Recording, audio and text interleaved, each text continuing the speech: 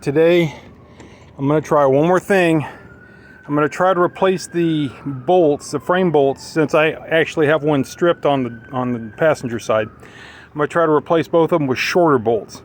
These are 70 millimeters long. These are about 10 millimeters shorter than the other ones, than the originals. So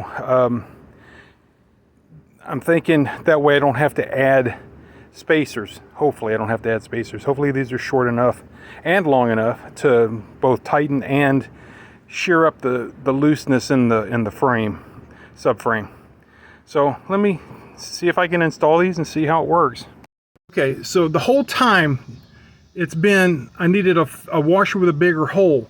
The problem has been this thing has been traveling along the bushing. So I was putting washers, but it wasn't tightening it up because the bushing diameter was larger than the washers I was putting in there. So I need to put this one in there, and so that's what I'm going to do. And I got new bolts, so hopefully they'll tighten up.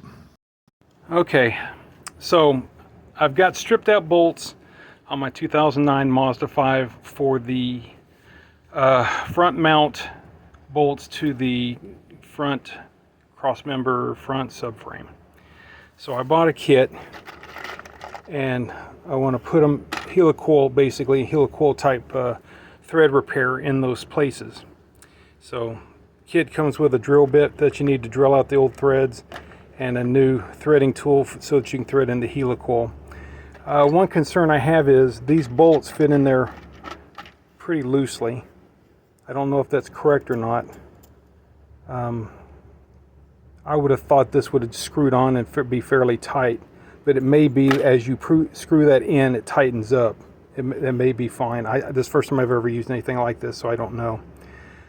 But, oh, and I bought some cutting fluid for the job too, so I'll be coating the drill bit and the cutting bit with that stuff as I do the job. So I got the wheel off, and I'm studying it, and I don't see any way around it. I'm going to have to remove this lower control arm to do it. Can't get a drill in there. I don't have one that's small enough to fit in there. So control arm has to come off, and I'm going to try to remove it without removing the axle or the front brake rotor. I think it can be done. Just loosen the ball joint and the 3 bolts that hold the control arm to the subframe, and hopefully it'll separate and come off without having to loosen this and all that. I think I've done it that way before. I guess I'm going to find out. So yeah, I'm dragging my feet on this one because I don't want to do it and it's hot out here, but I think I have to do it. This side was the really bad one, so if I can get this one done, the other side I can live with, I think, but this one's really bad, so I want to do it and not have to worry about it. All right, there'll be more to watch later. Okay, step 1 is done. I guess it's step 1. Control arm's been removed, and it came out just like I thought it would. Remove the ball joint bolt. There's a ball joint bolt. Remove that. Remove the 2 bolts in the back of the control arm, and move the front bolt. The front bolt right there. Remove it. Now notice I had to jack up the engine. You might want to loosen the engine mount. I didn't. I'm risking it, though I could damage the engine mount. But so you have to lift up the engine a little bit to get clearance for that bolt to slide out. But it's out, so now I have the clearance. I have the straight shot to the bolt hole right there, straight up through here. I can use a regular drill to tap that out now. All right, that's what we're doing next. I'll be removing that bolt next and then starting to drill. Okay, it's the next day.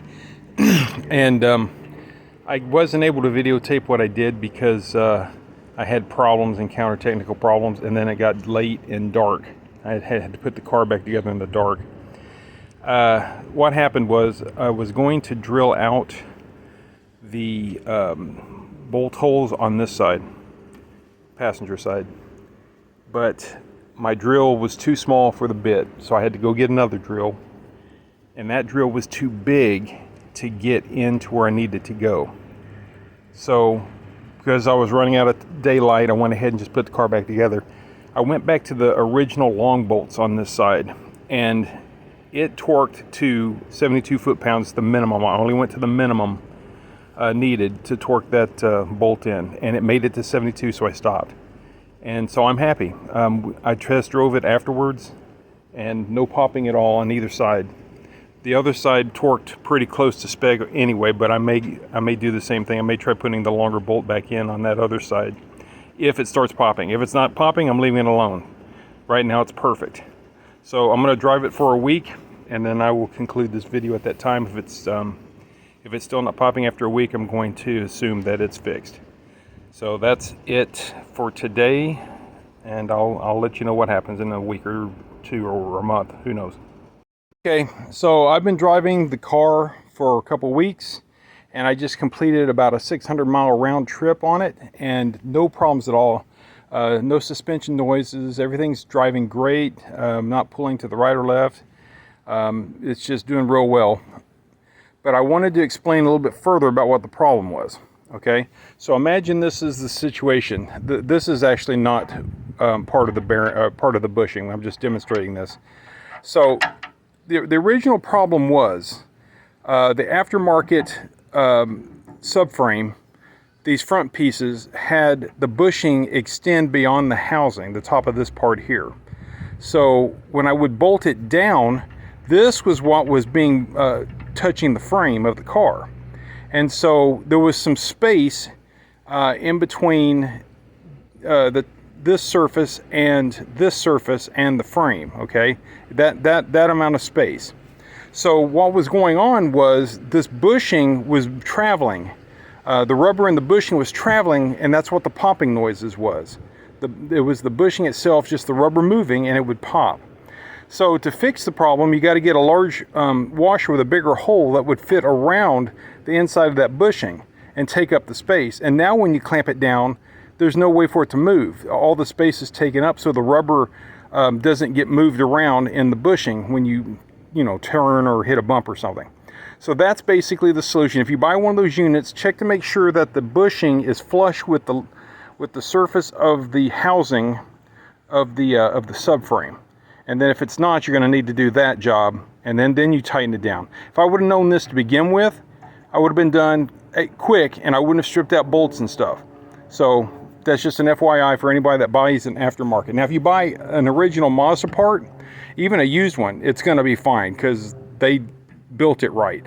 Also, the bolts that you have with the old unit will fit with the new unit because they're going to use the same bolt threads. Whereas on the new aftermarket one, everything was different. They used coarser threads for everything.